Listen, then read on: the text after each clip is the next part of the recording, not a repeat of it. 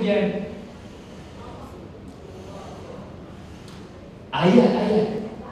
Ayat Allah lah. Ya bonda, terima kasih. Maknanya ayat innallaha wa malaikatahu yusholluna 'alan nabi ya ayyuhalladzina amanu shallu 'alaihi wa sallimu taslima. Ayat itu terlebih dahulu ada. Sebab apa? Sebab ia ayat Allah. Sifatnya qadim, iaitu azali. Adapun Rasulullah SAW makhluk Allah. Makhluk Allah sifatnya baharu. Maknanya apa? Keberadaan Allah yang sedia ada itu sebelum Allah menciptakan Rasulullah SAW pun telah Allah berselawat kepada baginda. Dan telah Allah memerintahkan semua untuk berselawat kepada baginda. Kalau manusia mencipta rumah, ada tak manusia tu dia puji rumah dia, tapi rumah dia masih tak diciptakan. Rumah saya cantik, ada swimming pool di tingkat yang ketiga, di tingkat yang keempat parking kereta. Kerana di tingkat yang pertama padang bola. Cantik semua. Mana rumah awak? Dalam ni. Maksudnya apa? Tak buat lagi, hantar plan pun tak ada. Manusia tak akan buat macam tu. Tapi Allah Subhanahu Wa Taala, hebatnya Allah, betapa hebatnya Rasulullah di sisi Allah. Allah merakamkan dengan ayatnya yang qadim bahawa Allah berselawat kepada Rasulullah SAW. Okey. Di antara selawat yang manusia alunkan dengan selawat yang Allah alunkan, boleh tak manusia lawan selawat Allah? Tak boleh kan? Tak boleh lawan. Dihimpunkan manusia dari zaman Nabi Adam sampailah manusia yang terakhir dilahirkan. Himpun semuanya, ditimbal-tarakan. Ni contoh analogi. Ditimbal-tarakan nak dengan selawat Allah kepada Rasulullah. Dapat lawan tak? Tak dapat lawan. Dah tu ada melampau tak dalam selawat. Tak timbul soal melampau. Sebab takkan dapat melawan Allah dalam selawat kepada Rasulullah. Dua. Yang ketiga, nak katanya proses tauhid ini, kalau boleh tidak duduk depan pintu lah yang ada. Adik-adik ni duduk pergi mana yang ada proses tenang, pergi ke depan sikit ke. Sebab banyak orang saya tengok macam nak masuk, tapi tengok macam dah penuh. Sebab dah tertutup lawan tu. Gitu. Okey, dua. Yang ketiga, dihimpunkan semua selawat umat manusia ini dibandingkan dengan betapa hebatnya Rasulullah SAW. Adakah pujian manusia kepada baginda menempati kehebatan baginda? Kita puji macam mana para Rasulullah, hebat baginda itu lebih dahsyat daripada apa yang mampu kita puji. Maknanya ada tak melampau dalam selawat? Tak ada melampau, tak cukup lagi ada. Jadi ayah-ayah, bonda, tuan-tuan dan puan-puan, abang-abang, kakak-kakak, adik-adik dan anak-anak sekalian, semua ada ni. Kalau benar kita nak proses menuju tauhid, pejam mata, pekak telinga, ahlan wa sahlan. Maulana Zamzam dah sampai. InsyaAllah Maulana akan memberi tausiah pada malam ini.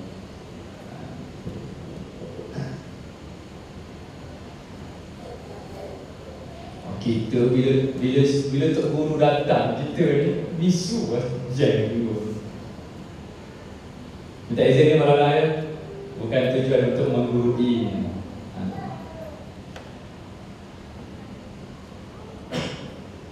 Kalau kita benar nak menuju proses tauhid, pejam mata, pekak telinga, redah je amalan selawat yang bersangkutan. Orang yang bertanya, orang yang mempertikaikan amalan berselawat umpama kegelapan. Sini dah bagi kita pedoman tadi kan. Siapa yang ada pada pagi tadi, jangan diamuk kegelapan itu. Jadi kalau kita berhadapan dengan suasana gelap, jangan dipukul-pukul gelap itu. Biarkan gelap itu dengan gelapnya, tapi kita kekal mencari cahaya.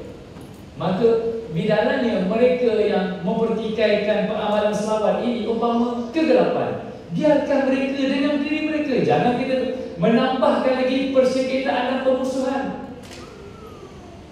Kekal saja kita dengan nur, iaitu salawat.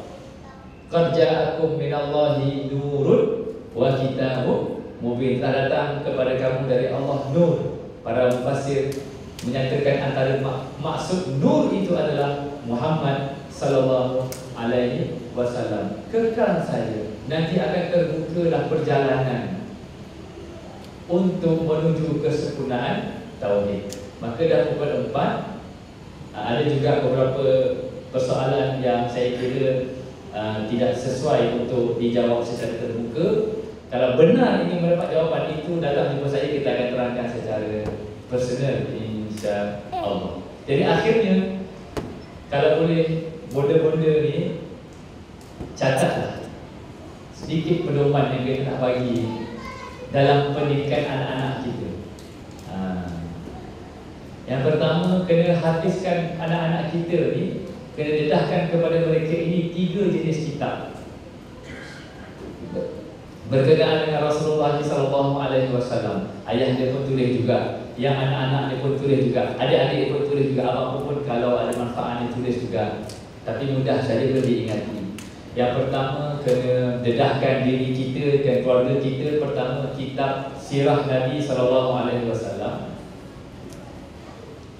yang menceritakan tentang kehidupan baginda seawal baginda dilahirkan sampai umur 40 tahun dia nanti menjadi Nabi, di Mekah 13 tahun dan di Madinah 10 tahun, kemudian diwafatkan Allah. Itu sirah Nabi. Yang kedua, dedahkan diri kita dan keluarga kita dengan buku Syama'il Muhammadiyah. Syama'il Muhammadiyah ini adalah kitab yang dikarang oleh Imam Tirmizi yang memperlihatkan tentang kesempurnaan, keindahan perlakuan dan perwatakan Rasulullah SAW. Syama'il Muhammadiyah. Dan yang ketiga, dedahkan diri kita dan keluarga kita dalam menyempurnakan perjalanan tauhid dan kasih sayang ini dengan kitab Khususiyatul Rasul SAW. Khususiyat, keistimewaan Nabi. Dan kitab Khususiyatul Rasul ini ada beberapa pengarangnya. Antaranya yang sekarang yang saya jumpa yang terbitan Jaha Besar pun ada. Sedikit daripada satu bab tertentu daripada terjemahan kitab Mawahib Laduniyah. Tapi dah diterjemahkan dalam bahasa Melayu. Dan ada juga dikabarkan kitab yang telah disusun oleh Syekh Muhammad Fuad Kamaluddin Al-Maliki dari Yayasan Sofa, ada juga. Dan ada juga satu kitab tu saya baca dalam satu tesis, tapi saya tak dapat ikut. Tapi carilah kitab Khususiyatul Rasul. Kenapa kena baca ketiga jenis kitab ini? Supaya sempurna ta'zim kita kepada Rasulullah. Sempurna ta'zim kita kepada Rasulullah. Kerana apa? Kemuncak ta'zim kepada Rasulullah adalah permulaan cinta kepada baginda. Bidalan. Anak-anak kita sekarang ni tak merasai Rasulullah tu sebagai seorang individu yang perlu ditakzimkan. Bila Rasulullah wafat dah lah, nak puji-puji apa sangat. Kita ada Allah. Amboi. Kita dapat Allah dulu ke dapat Muhammad dulu? Dapat Muhammad dulu, dapat Rasulullah dulu. Ini kisah benar, Seorang okey, tak apa, lain dia. Seorang India, dan Muslim lah. Dia duk argue, buktikan orang Islam, buktikan Tuhanmu ada, buktikan. Dia nak Tuhan tu macam yang sini cakap dia orang Yahudi kata, Arinallaha jahratan, pertunjukkan kepada kami Allah itu secara nyata. Kalau ramai orang tu kata, hujah, cuba awak tiup di tangan awak. Awak rasa tak angin? Awak nampak tak angin? Tak nampak, awak rasa tak? Rasa. Jadi ada tak ada angin? Ada, tapi di mana tak tahu. Begitulah Allah. Dia tak percaya. Lalu jawapan dia apa dia? Jawapan dia begini. Awak pernah tak tengok orang mengatakan Muhammad itu dusta? Datangkan kepada saya seorang yang berkata-kata bahawa Muhammad itu dusta. Tolaklah pula Abu Jahal zaman kafir Quraisy tu. Sebab mereka hidup, mereka mengingkar pada Nabi. Ingkar mereka pada Nabi, mereka tak mendustai kenabian Nabi. Cuma mereka tak mau beriman dengan apa yang Nabi sampaikan dengan sebab kepentingan diri. Tapi mereka mengakui kenabian Nabi. Sebab itulah walaupun Nabi itu sudah menjadi Nabi, mereka tetap memberi barang amanah kepada Nabi SAW. Sehingga Nabi terpaksa berhijrah yang paling lambat sebab nak memulangkan kembali barang-barang amanah. Nak katanya apa? Orang kafir Quraisy mempercayai kenabian Nabi, cuma tidak mau beriman dengan apa yang Nabi sampaikan. Maksudnya pun tidak ada seorang manusia pun yang mengatakan yang mengatakan Muhammad itu berdusta. Nah, sekarang siapa yang kata Allah itu ada? Dari mana kita tahu Allah Taala itu ada? Muhammad bin Abdullah Rasulullah sallallahu alaihi wasallam. Lantaran Muhammad bin Abdullah Rasulullah sallallahu alaihi wasallam yang mengatakan Allah itu ada, maka adalah Allah. Dan kalau awak kata Allah itu tak ada, awak yang berdusta sebab Muhammad disepakati semua manusia tidak akan berdusta. Jadinya boleh ke darat kita dengan Allah? Tak sampai kita kalau tidak dengan kunci atau asbabnya, iaitu Rasulullah sallallahu alaihi wasallam. Okey. Jadi 3 buku itu baca betul-betul. Supaya kita melahirkan rasa takzim dan dibaca dengan berselamkan selawat yang bersangatan setakat mana yang dipermudahkan Allah untuk kita berselawat. Yang kedua, ad-din, cara hidup Islam ini, ad-din jangan diambil terus daripada Al-Quran dan hadis.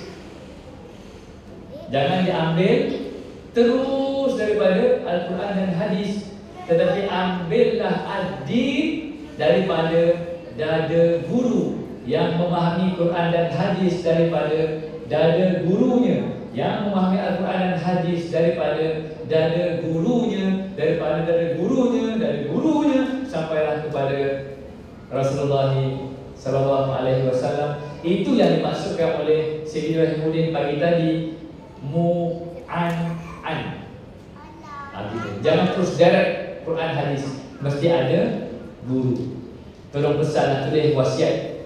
Oi anak-anak, kalau mak tulis wasiat dalam diary, mungkin kau tak berjumpa dengan diary mak. Maka mak tulis wasiat dalam Facebook.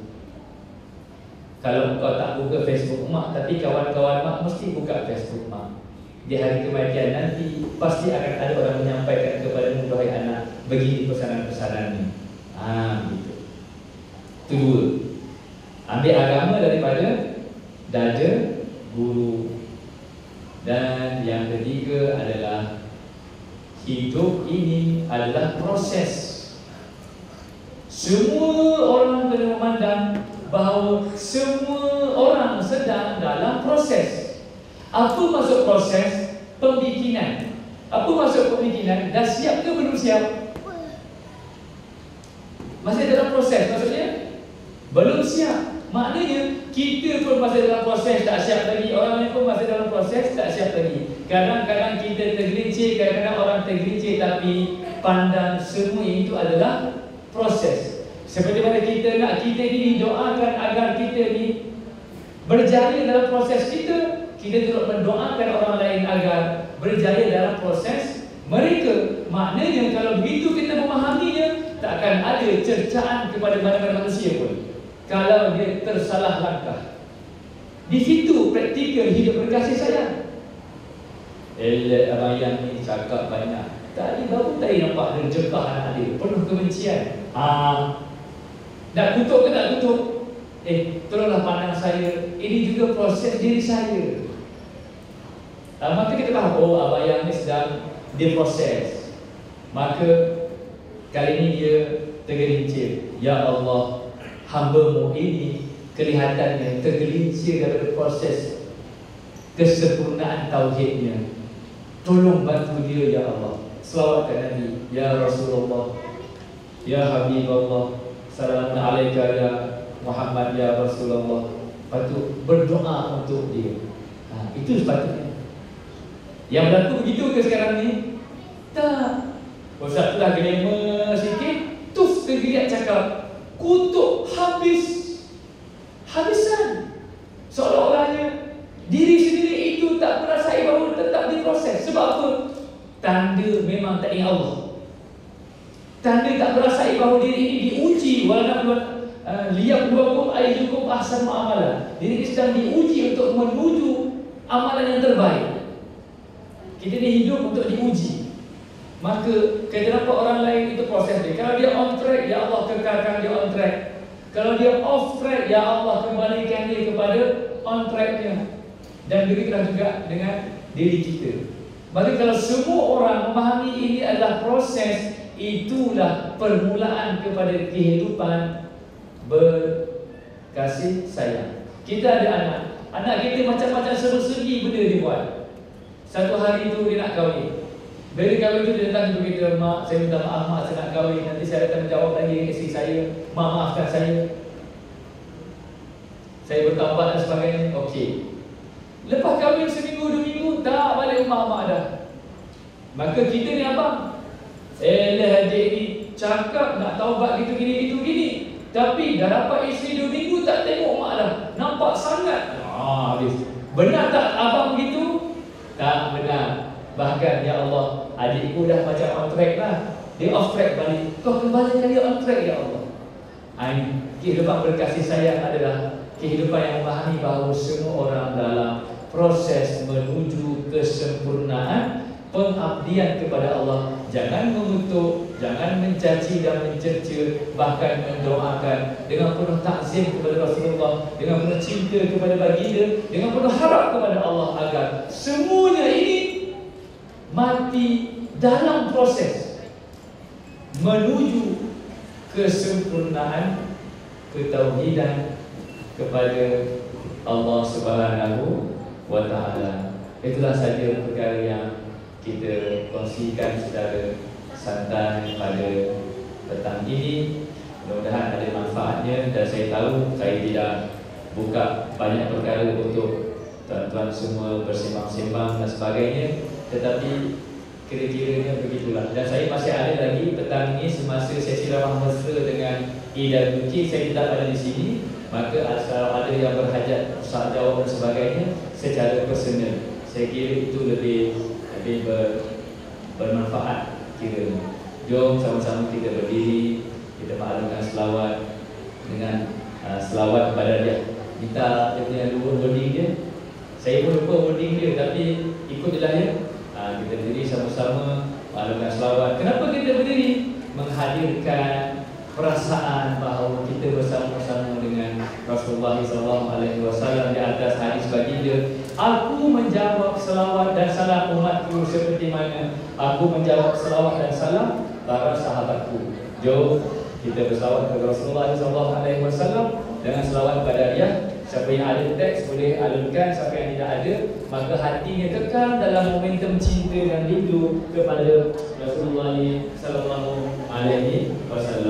Salatullah salamullah ala Taha Rasulillah. Salatullah salamullah ala Yasin Habibillah. Salatullah salamullah ala Yasin Habibillah.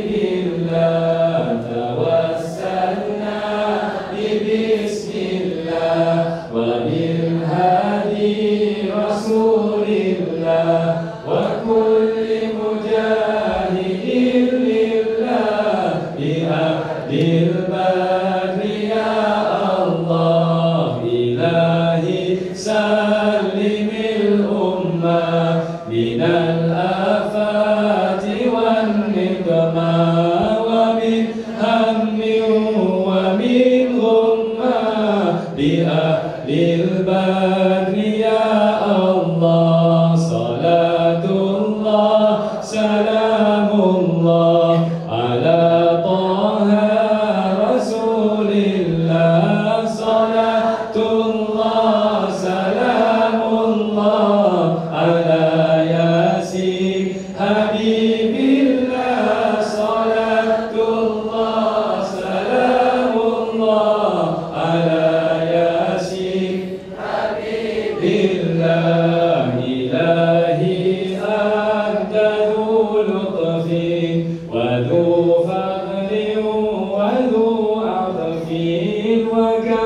من كربة تنفي لأهل البر يا الله صلاة الله سلام الله على طه رسول الله صلاة الله سلام الله على ياسين حبيب الله صلاة الله سلام الله على ياسين حبيب الله إلهي اغفر وأكرمنا بنيل مطالب منا ودفع مسائل عنا بأهل البر يا